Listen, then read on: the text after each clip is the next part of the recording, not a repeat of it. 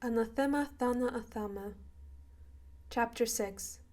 Taking shape are the wicked things to come. He crossed the bridge into the spleen and a terrible hunch overcame him. He couldn't explain it. It was as if a whisper had risen from the ground itself, carrying, scurrying, menacing footsteps to his ears. He could follow the thread of it like Ariadne herself had put it in his path, and it brought him to the warehouses, where members of the kin, worms and men alike, had crowded. He remembered the morning of the previous day. What hour was this? What hour is this? The unspoken threat, the sibilant way they talked about putrid desecration, about having yet to find him. The whisper grew. Burak found they had found him. He remembers Reuben's plea, modestly cloaked under the veil of confidence. Burak was cloaked by the veil of night. He was not seen. Is heard, stage right, the sound of hooves. A head peeks. It sees the blood in Burak's hands, and it simply nods. Cutting blade into animals like me. Are men beasts? Is this man one? This man's a blade. Are the entrails of sheep and poultry not enough for haruspicy? Burak cannot read those spells. Night tightens around its corpses like secrets to keep. He hadn't come with blades. No silver, no steel, not even carved bone or ceramic. Well, that wasn't quite true. They had come with blades in their eyes, and they were all turned on Reuben. Or was this just what he told himself to make himself feel better? He'd made the choice. He'd made the choice to capsize himself if that meant he could pull shipwrecked Reuben from those sharp, piercing ridges. Chances were they could both drown. They didn't. 4 men and 3 worms went in the depths instead. Burak limped back into the lair. He had received a kick to the knee, his bad knee.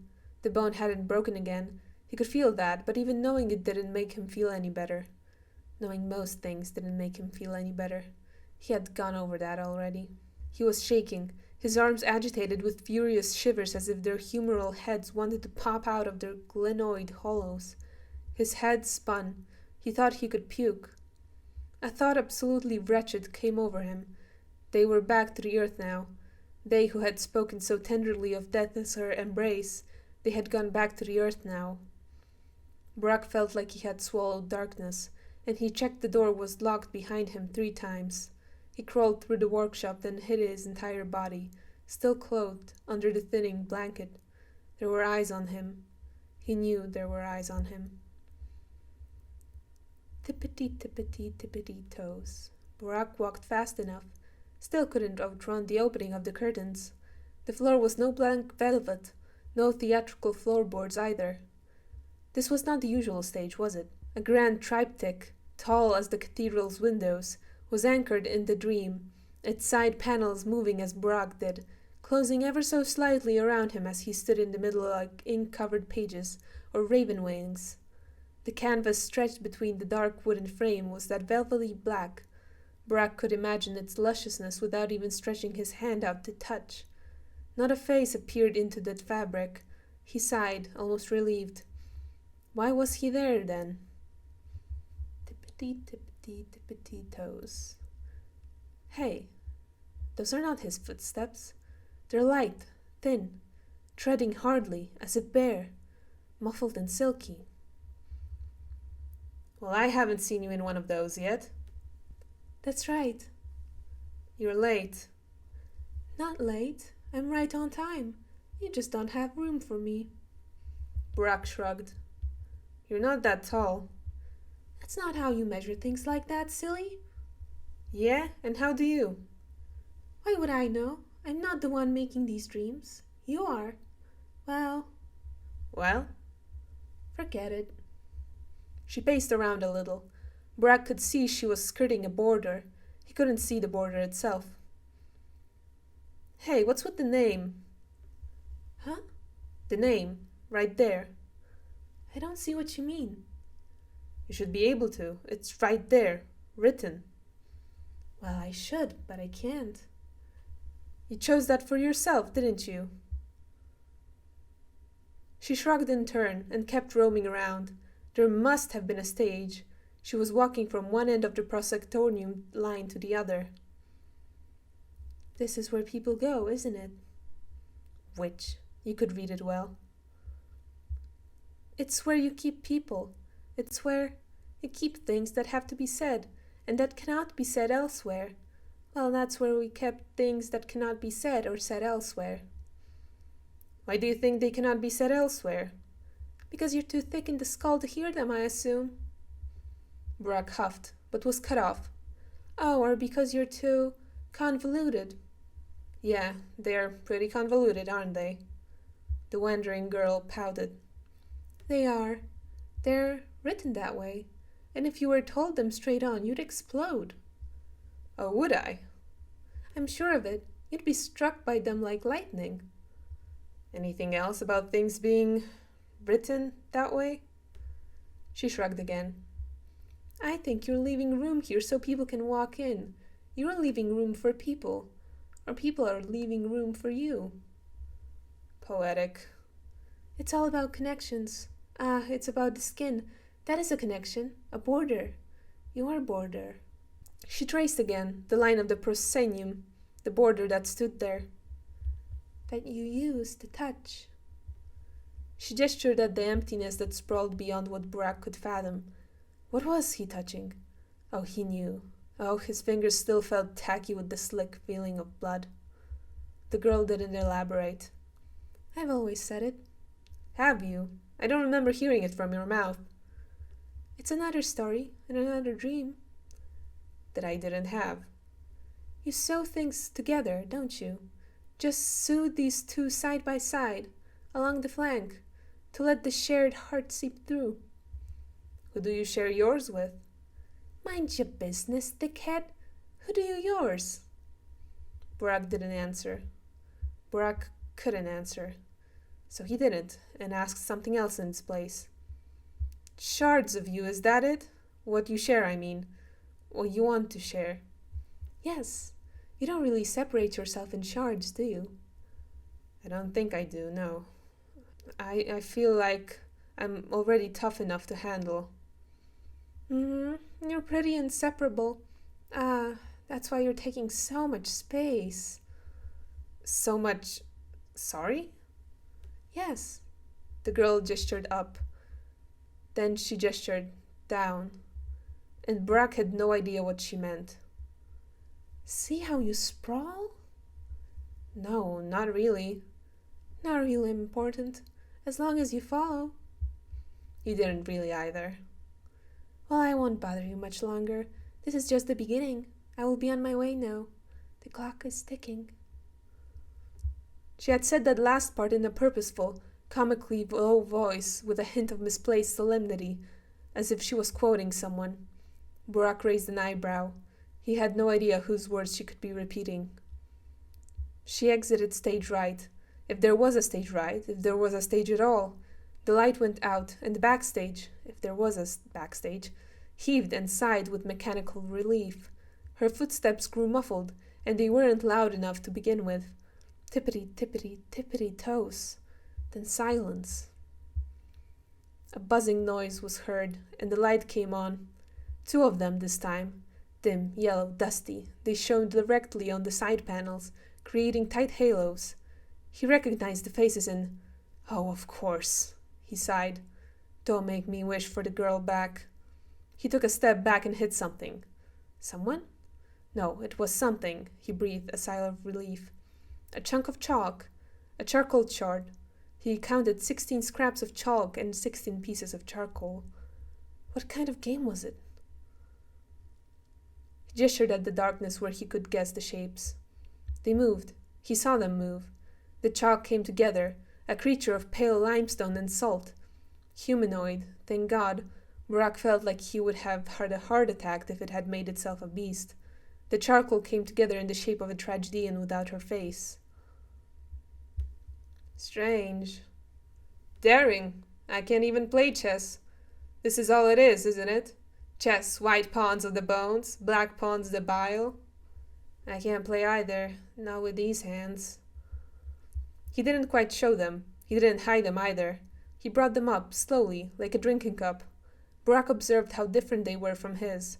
The long, stilt-like fingers, the oblong nails, the pink scar tissue around the cuticles where it had been bitten and healed.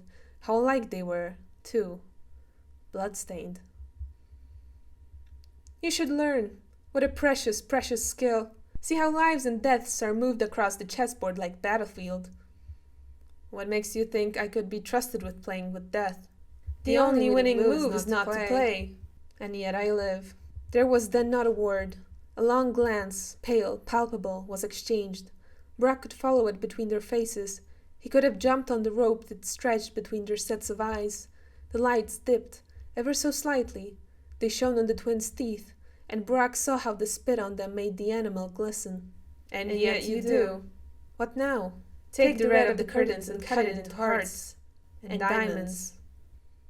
I don't know how to play cards either. There are many games. What are you betting? I'm betting a bullet. I'll bet 3.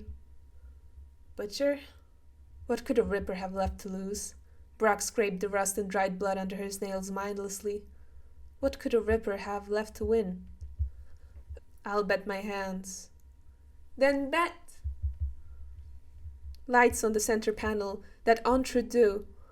It was Dankovsky. Burak doesn't even flinch seeing him there, then. He is looking for a cigarette in his pockets. No coat.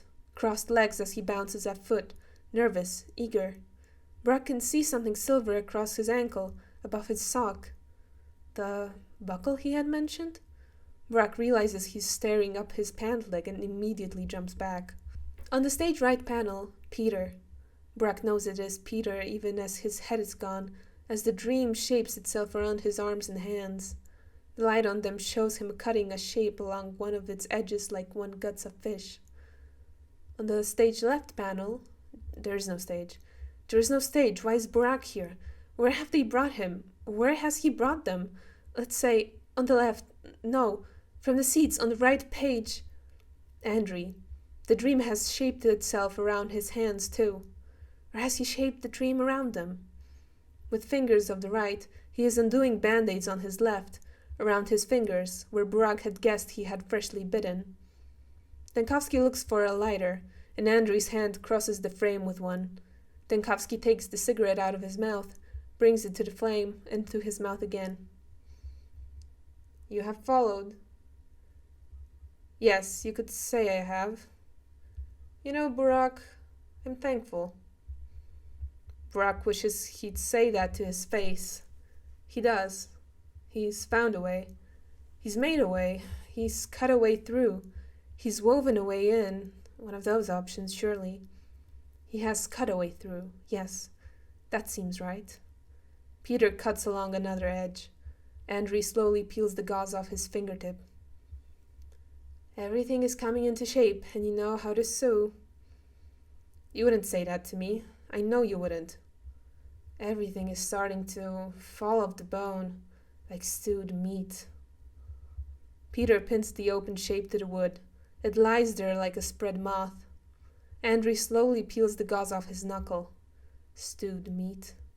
God, Burak was hungry. The bull ate. The bull was eaten. Man eats bull, eats earth. Earth eats man, eats bull. Does bull eat man? Does man eat earth? Peter curses. The precision knife cut a single red line in his wrist. He effuses ink. He stumbles, tumbles, and scurries off stage. Off page. Andri unravels. The wound dressing is pink. The wound dressing is red. He undoes its coil around his finger, and it comes off his wrist, and it comes off his arm, and it comes off his shoulder, and beneath are all the reds of a human body. His face comes off. Burak catches the glimpse of long canine teeth. Peter appears on his page, ill-defined, hazy, pierced by 2 blue eyes. He catches the glimpse again. I do not want any trouble. He smiles slowly. Burak swallows thickly, eyes on him. Do not fret and do not fray. I don't want any either. The bachelor smiles. I'm afraid there will be. Likely. I am impressed. A body is hard to cut to pieces, human or otherwise. Do you know how hard it is to break glass on someone's skull? Glass is very strong. The cylindrical shape of a bottle doesn't lend itself to breaking. The skull almost always caves in first. What does this have to do with me? How hard do you strike? And how many strikes are needed to down someone for good? Don't ask me that. Does man eat man? Does earth eat earth? The smell of blood becomes overbearing. The smell of meat becomes overwhelming. Hunger overflows. Hunger that is not hunger overcomes. Between all three panels of the triptych, there is a big hollow. And where's Burak? Right there. In the hollow, like an empty stomach. Burak wakes and the lingering taste of meat falling off the bone makes his mouth water. The lingering taste of meat, the lingering image of flesh, the lingering scent of death. Burak is pinned to his bed as he thinks this. They all come from the same bull, they all come from the same body at the theater. That's where he was, or was he? The dreams are getting longer and longer, more convoluted. He's afraid one day he won't be able to wake up in time, or wake up at all. He's afraid the dream will swallow him whole and not spit him back out. Burak shifts around and finds his knife is not where he left it. Dawn is a wicked, piercing thing, pale and sharpened. It struck him right in the face when he crawled out of the lair like he was a coal mine horse being brought to the surface. The pallor shaped itself around something little and dark. When he almost hit it, he realized it was murky. Dew clung to the hem of her dress and her dirty feet. "Hello, you," he greeted her. "Do you want to come in?" "My friend accepts to meet you," she said, with her big prying eyes on him. "Well, she wants to meet you. She wants to play a game." "Oh, really? A game of chess, of charcoal and chalk?" "What kind of game, Murky?" "I don't know. She won't tell me, but she thinks you'll be fun to play with." A small tick made her shake her head to the side, as if someone had called her from behind. "Fun to play against," she added, or corrected herself. "Very well. I'd love to meet her." We're not too sure about that."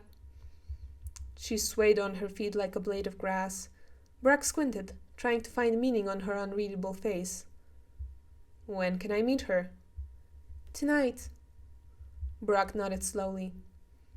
"She wants to meet you by the Crowstone," Murky continued. "Over there." "I know where it is. I won't get lost." "You better not," she says. "Tonight after sundown," she repeated intently. "At the Crowstone." "I'll be there, Murky." She nodded, briskly hitching her round, messy-haired head.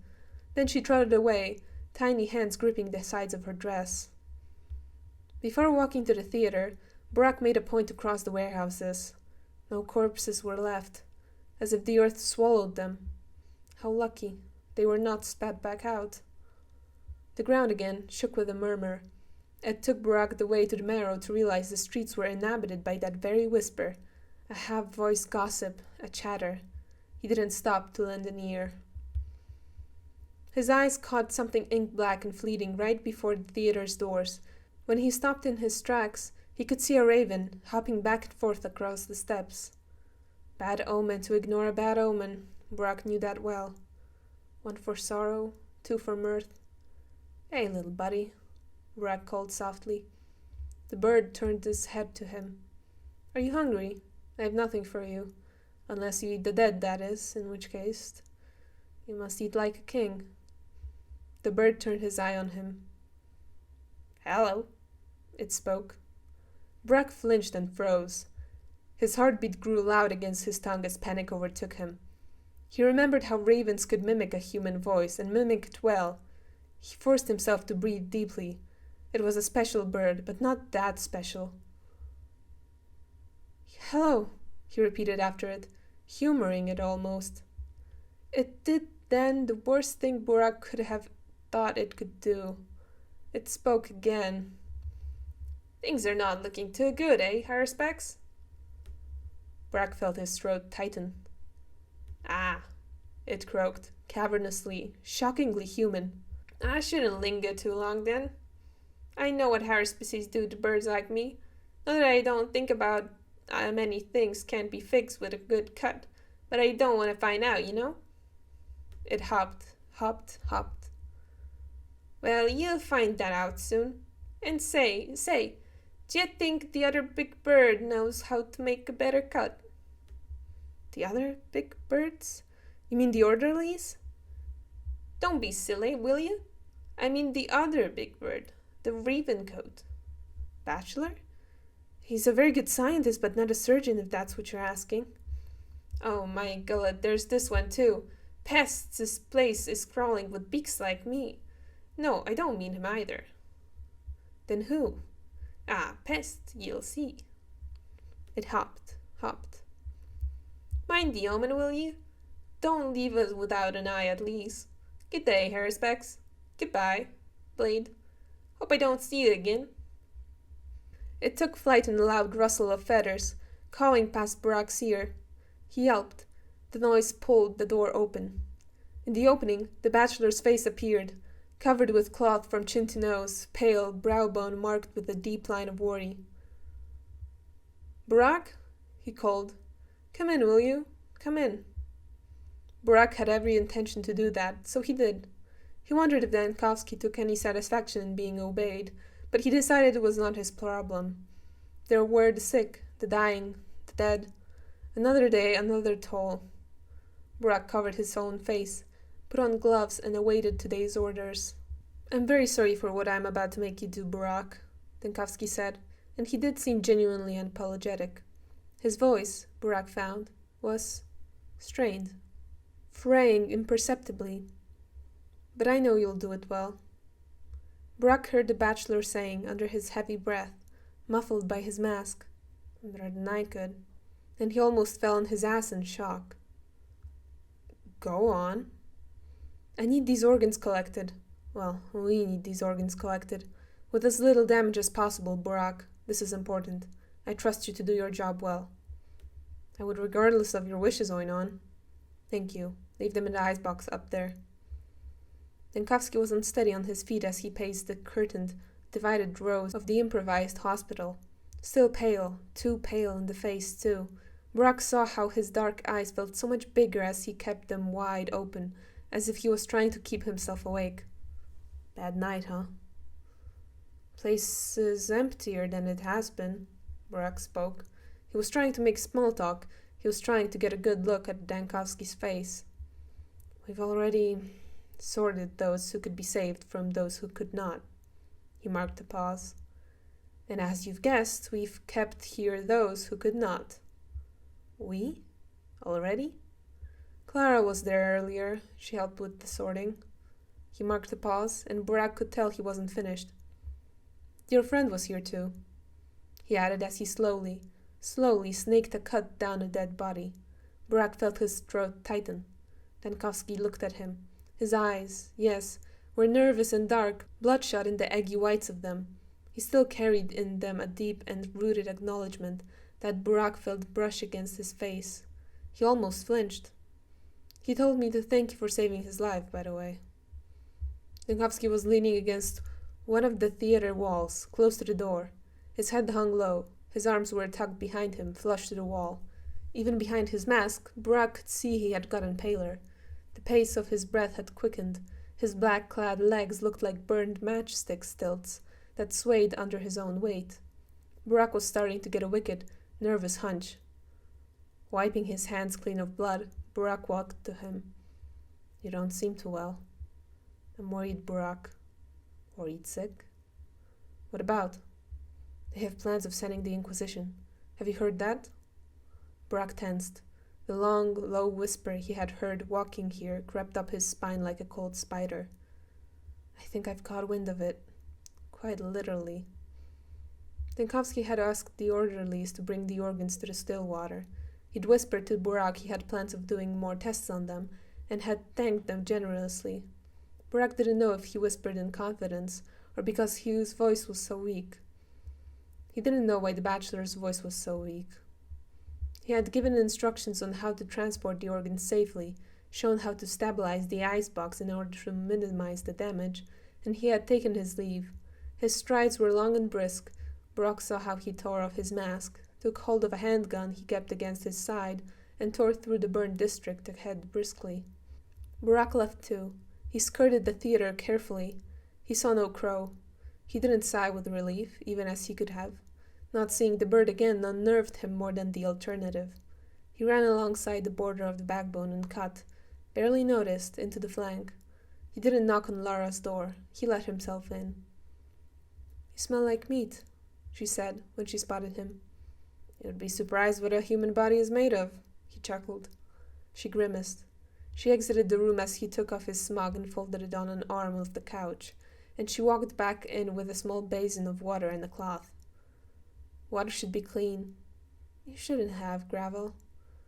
"I'd love my home not to smell like death when you come in. It makes me a little sad." She did, indeed, have a sad smile on her thin lips. "Thank you for the water," Burak said. "How are things going?" she asked. He didn't answer. He couldn't even shrug. "I don't like it when you don't hug, Cub." "You don't like me too much when I do either," he laughed.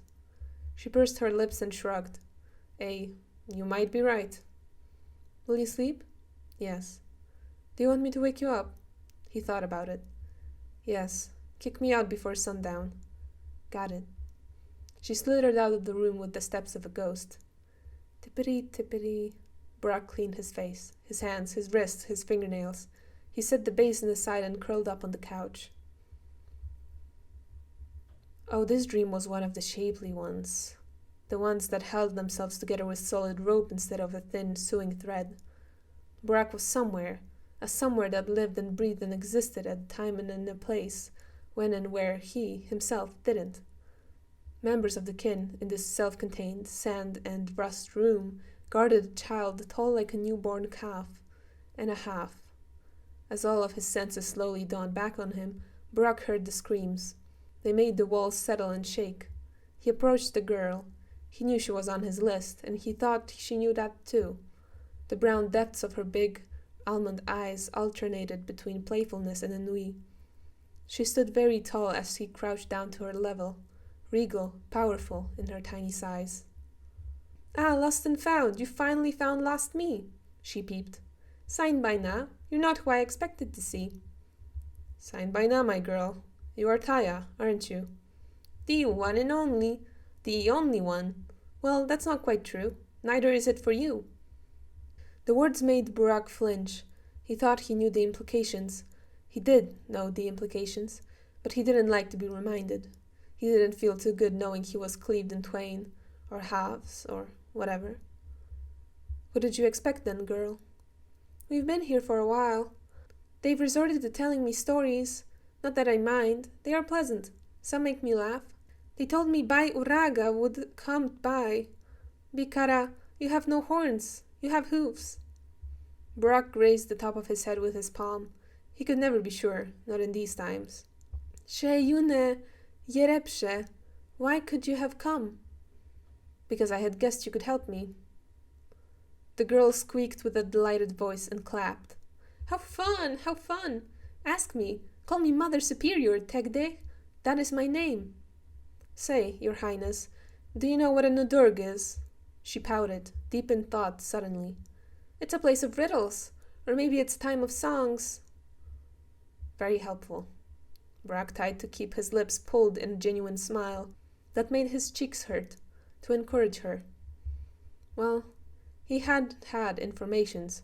Something about an ear, a lent ear, wishing well past the barrow, in the abandoned village out south. In the abandoned village out south. Just gotta go now, huh? He just had to. He thought he could picture the hole in the ground. Oh, like a grave, Burak? He shook his head violently to throw the thought out. Taya looked at him with peering, interrogating eyes. "Thank you, Your Highness," Burak eventually thanked her. "Say, Kibin, will you come back? Say, will you come back?" "I do not know. I do not control this." "Say, is that true?" Fuck if I know, Burak thought, but kept himself from swearing in front of the little girl. "Do you need me to?" he asked instead. "It is boring here. Don't you feel it is?" Burak didn't reply. The screams had not waned. He didn't think boring was the word he would choose. "Don't you have company?" He realized who was missing. "Can't your father keep you company?" "I don't know. I haven't seen him. Say, will you come back? I would like to get out. Oh, I'd like to go to the village, To see my family among the tall grasses, to whisper in the ear, too. The dormitory was closed. It was closed, and guards lined the doors like hounds. Unless he could... I'll do my best. Will that be enough? Burak could offer nothing but a slow shrug. It would have to. He woke up with Lara's touch on his shoulder. The light seeping into the room was bright and yellow still. He was ready to admonish her. His words were cut short when he noticed she wasn't alone. She wasn't alone, and her traits were tautly pulled in an apologetic, worried, pale face. Burak jerked up, jolting awake, and nervously tried to sit in a proper manner. Dr. Burak? The silhouette sidestepped from behind Lara. The shape in the room drew a bright-haired woman, her russet eyes peering at Burak from behind those logs like a reptile from between tall grasses. Her strong bumped nose and low gaze gave her a resolute, adamant look. Yes, that's me. Yulia Lyuricheva sent me. She wants to discuss some matters with you.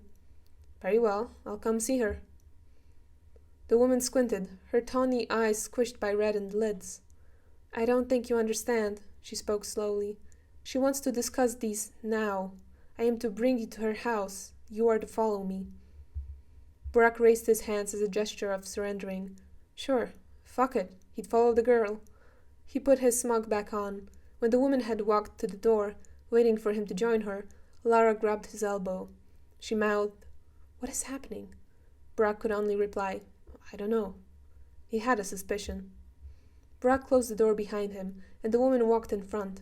She had long, brisk steps, and kept her arms close to her sides.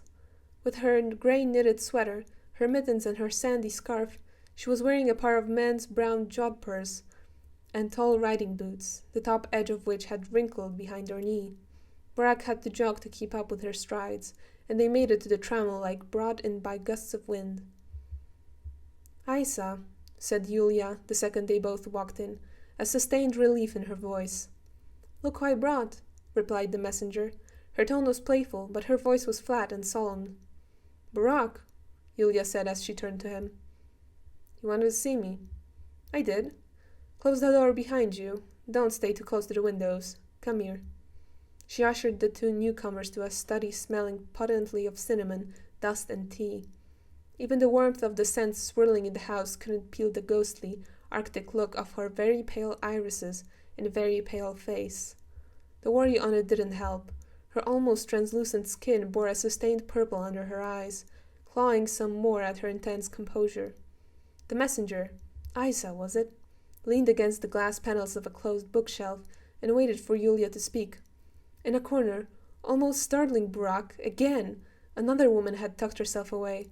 Less confident than Aisa, she, too, was pale in the face, her eyes wide and frightened, sickly, sick with worry.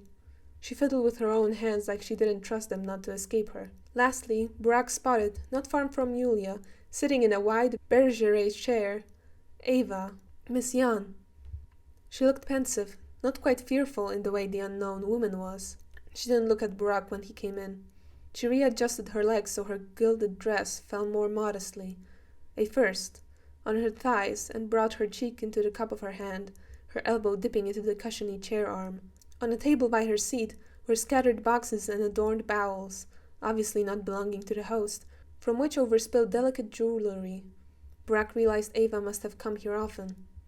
Do you know the methods of the Inquisition? Lyuricheva began, sharp, loud, and straightforward. Can't say I do, Burak replied. It does not matter regardless. You have no time to familiarize yourself with them left. She cracked open a cigarette case and nervously shoved one of them past her thin lips. She offered the case to Burak. A smoke? No, thank you. I'm trying to quit. Burak lied. Succeeding? Kind of. He lied again. Lucky you. And good luck. She snapped the case shut. It made the sound of a clacking teeth. Here were the cards as they lay. Inquisition was coming tomorrow with daybreak, and Yulia knew from the grey-faced young woman. Her name was Veronica.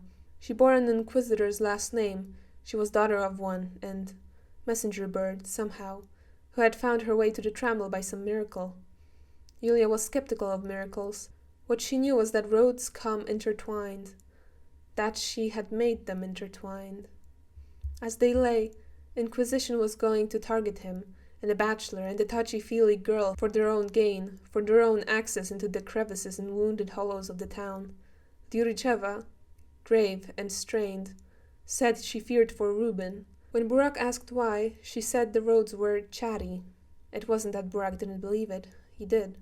He had heard them too. He feared knowing what they knew.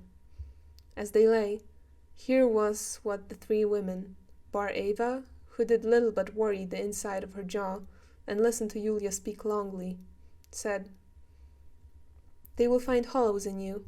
Their eyes have the bite of chisels, and their voice the strength of hammers.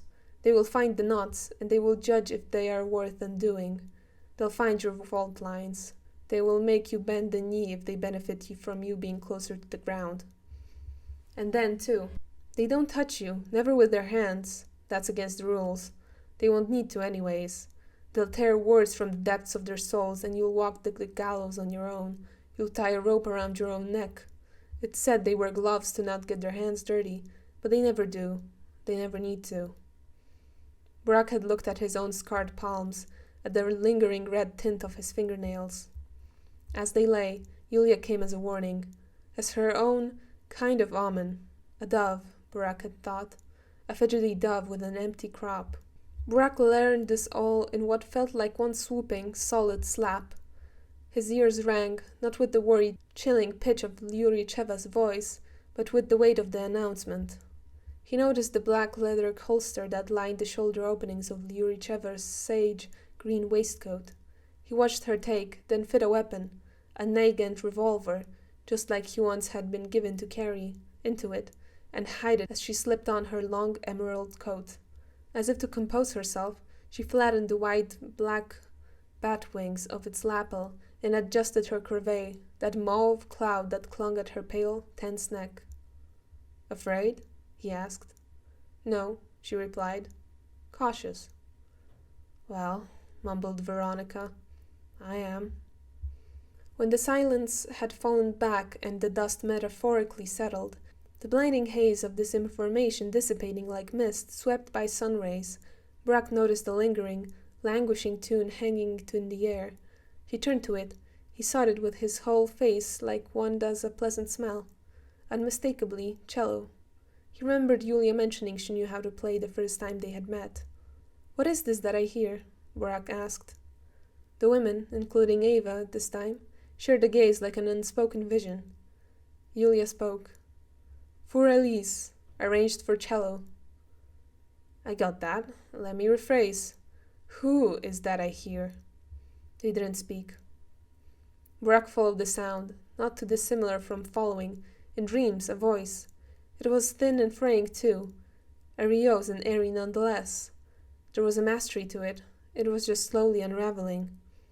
Burak pulled on the melody like on Ariadne's thread, and walked to the next room over. The four women watched him linger by the door, back straight, eyes peering. He walked in and the music slapped him across the face like a furious breeze, like a crashing wave, and he almost stumbled. It was buzzing, pained. It had picked up a pace. Burak was sure the original melody didn't carry.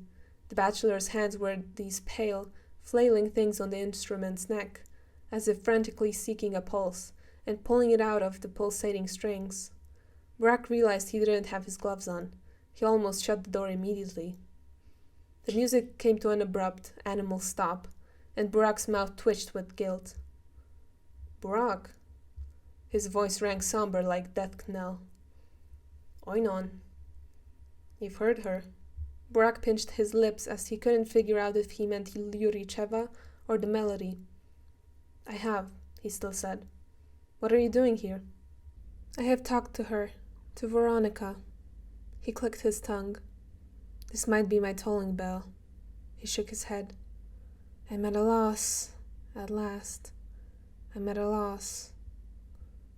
"You're scared, aren't you? I can see it in your eyes." Oh, not just his eyes. His wrists strained with the effort of keeping his composure to play. His brows were partitioned by a worried trench that Burak found deeper than it was earlier. His neck was taut, ripped by tendons as he swallowed with difficulty, tried to speak, held back. His dark eyes had darkened some more, not with the organic tint of waning sunlight, but with something overwrought and haunted. The bachelor pulled his hands back, as if suddenly aware of their bareness. He settled them between his chest and the instrument, shielding them with the rust color of wood. "You've heard her," he repeats, voice blanched and bleak. Then he chuckled bitterly. "They've had me in their sights for a while. They've tried to meddle in my affairs and my research. They'll point their fingers on me. I can see it already. The accusatory, divine finger." Burak pinched his lips. "You're being arrogant, Oinon," he said, and Denkovsky hitched his eyes up his face. "You will not be their only target. Lyuricheva and the Inquisitor's daughter have said we would all be damned to try to resist them. They'll come for you as much as they'll come for me." "And you're being self-centered, Burak," Denkovsky replied, a pulled smirk on the lips. "Not just me and not just you. The weird girl will be in their grip too. The architects, Lyuricheva, Rubin, likely. Think beyond the two of us, will you?" He had a mocking tone on the tongue, this sibilant, serpentine snicker. It fell from him fast, and his eyes grew hazy with sorrow, and something else that Burak couldn't quite decipher. "Have you ever considered angels, Burak? How do you imagine them?" Burak squinted. The line sounded foreign in Denkovsky's mouth. He felt like he had held it in for long. "I don't. They aren't really part of my landscape of mythoi. Why are you asking me this? You didn't strike me as the religious type." "I am not, Burak," Denkovsky tempered. "This is not about religion. This is about nightmares. This is about unshakable, inhuman forces. About powers able to twist a pin into a coiled spring to make it fit better into the bigger machine of things, machination of things. You're really scared of the Inquisition, huh?" Denkovsky pinched his lips, didn't answer. Burak noticed how he had worried the bottom one with teeth until he had drawn blood, and how they had paled and chapped. "Well," he asked, "how do you imagine angels?" Denkovsky put his gloves back on, one after the other, modestly, almost. "Like spears of thunder and light, like pillars that stand not on ground, but on javelin heads, able to pin you down like a dead butterfly." Burak watched him stand up and lean the cello against the wall, methodical, careful. "Poetic," Burak said. "Poetry will be all I have left very soon." He took his coat. His arms seemed weak. He struggled to move them and slipped on his sleeves. Burak made a gesture to help him, but Burak turned away. He wasn't rejecting him. He was just hurried, harrowed, fidgety. He had eyes for nothing but his own worry. "I need to rest," he mumbled. His voice sounded parched. "I have pounding migraine." "You should. Wires in bloom." "Oh, this I know." He gave a small tilt of the head for a goodbye, and exited the trammel with wide strides. Burak watched him leave. He watched him, down the road, lean against the wall, head low, legs unsteady. Burak felt his breath hitch. The bachelor took his path again, and Burak watched him disappear in the pollen mist. He told himself he needed to visit him later. If he couldn't today, then tonight, or in the morning, even if that meant just peeking into the attic like some kind of a weirdo. He promised himself he would. He had a hunch, a creeping, crawling feeling. Something nauseating tickled the back of his throat with a cold, sickening apprehension. That's all he had these days. He counted the coins in his pockets and decided to try his luck at getting a piece of bread somewhere. As sundown approached, Burak remembered a shapely dream. He hurried to Sheken. It was calm, silent. Dead. No. Dormant. A lone bride saw him approach, but didn't spare him more than a spinescent glance. She dragged her feet, her wrists and knees against the loose soil below, covering her fawny skin in its umbered dust. Agile and brisk as a doe, She didn't leave. In the middle of the forsaken village, surrounded by the sound of wind and the cloth of tents and stretched leatherwork left to wither, the ear, a rock. The rock was rooted like an altar centerpiece. Burak approached it. Its twilt, coarse granitic stone was a sandy mauve sprawl in the anchor of the tall grass. In its middle, like a snaking wound, blood. Blood from an ear, torn eardrum, borrowed trauma, head injury.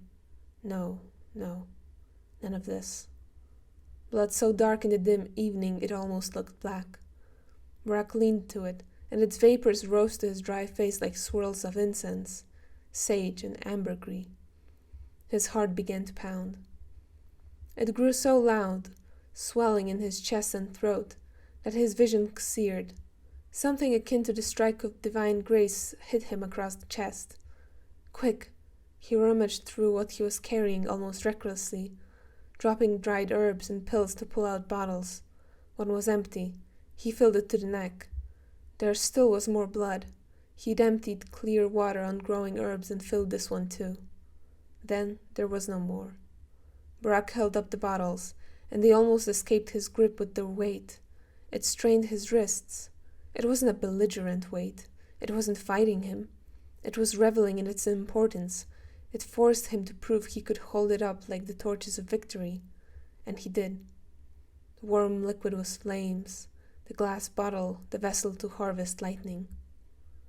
He kept the bottles on him like something impish and fast could steal them from him. If it tried, it would have to kill him first. He pressed the vials against his side like a protective animal. Dusk had set. The black currant sky was low and thick, the air sweet with the heady smell of twire, hard to cut through. As he skirted the cemetery to get back to the workshop, a light by the crowstone caught his eye.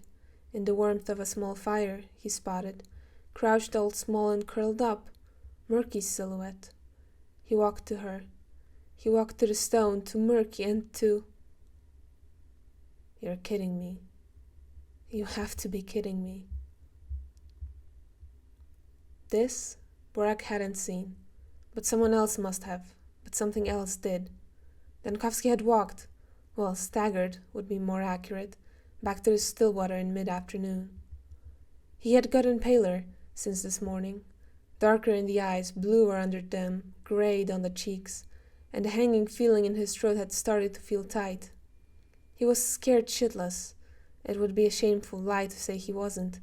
The news of the Inquisition involving itself in the town's matters didn't come as a surprise, but it came as a shock nonetheless. Inquisitors and their law, their goddamn law, the polyhedron would hover above it like a star-shaped pin. It wouldn't yield to them, just like it didn't to the weight of the sky or the painfully, beautifully mathematical pressures of gravity. The Stamatins' creation didn't stand a chance, not with the, how many were there, arrest and death warrants on Andri that he had so far outrun, but couldn't escape. They only liked chimeras when they benefited them, and the tower, both all and half bird, both all and half sword, both all and half angel, both all and half curse, both all and half miracle, would send their hard gaze back at them, and they would believe in its unfathomable cruelty. But it isn't cruel. It is not kind either. It is just as the Inquisitors think of themselves, righteous and forward. The tower went forward up, and it could so easily appear to be able to evade them. Chances are, it was. They wouldn't be able to make it bend at the knee, as it had no knee to bend. This wonderful, this graceful tennis, taunting thing, this devouring shape that could fit into itself twice an Inquisitor's arm, no matter its reach, if they were to dare to pry it open. Oh, it could fit it 3 times, 4 times, 5. From his window, Dankowski counted the planes on its shapes like so many crushing bites. Chimeras, people that devoured, things that devoured, people that devoured things, things that devoured people. Yes, there was a motive there, a shared motive. Neither of them knew this, especially not Dankowski. It wasn't his time to realize it. Not yet. Not now. Not in this play. Not on this page. Soon, yes. Soon he'd understand devouring. He was starting to understand devouring. He shed off his coat and went to bed. For a cat nap, he thought. He still had a lot to do. The fever crept on. The fever was creeping on. Then the cough started. He knew he was ailed when sleep brushed its feathered wings against his face, and they were cold. Still, he found himself dreaming. He was by the river, back against the hot, damp bank. Shoeless, vestless, with his gloves still, too bare for this, or anyone's sake. The shadow of the polyhedron soared above him like a new century aeroplane. As the sun balanced on the tower's shoulder, blinding him, he reached out his left hand, opened it wide like lungs pinned down for dissection, strained and swollen all the same. His fingers grazed the magnificent mirror facets of her forbidden fruit-like, unbearably light body, brushed her formidable crystal skin with a care, a tenderness almost, that Dankovsky hadn't given anyone else. His fingertips ran down her stairs with a meticulousness reserved to the most precious of things, and he tried to pick her from the ground like a priceless Edelweiss flower from the snow. Her stem, sharp, thorny, unruly, escaped him. It pierced him, through his leather glove, into his palm. The pain shot through him, violent, burning. It anchored itself in his hand and shot for his heart, overtook his whole body in an all-consuming, christic, cataleptic ecstasy. Her stem was the angel's spear, her power, a fiery, soaring seraphim. He choked. He panted, heaved, gleeful, overcome with passion and bliss. He had done it. He had captured lightning. As the pain tore through him, he held onto it, onto her. Thea and THÁNA kissed, fighting to be the one to grasp, and he was losing. He realized he was losing. He was not mad. He was euphoric, rapturous. He'd found an angel on her pin to rival God. He was pulled towards the firmament. He was pinned to the ground as her stem split his palm apart, widening the wound, stuck between her formidable, unthinkable weight and the hard, hot, hollowing earth. He bled onto her, and he felt her bleed onto him. An angelic, pink water spilled from her edges as if she was sobbing. And he was too. Exhilaration poured from him, and he couldn't contain it. He closed his hand to hold her. She dug herself into his palm. His wrist went numb from the pain.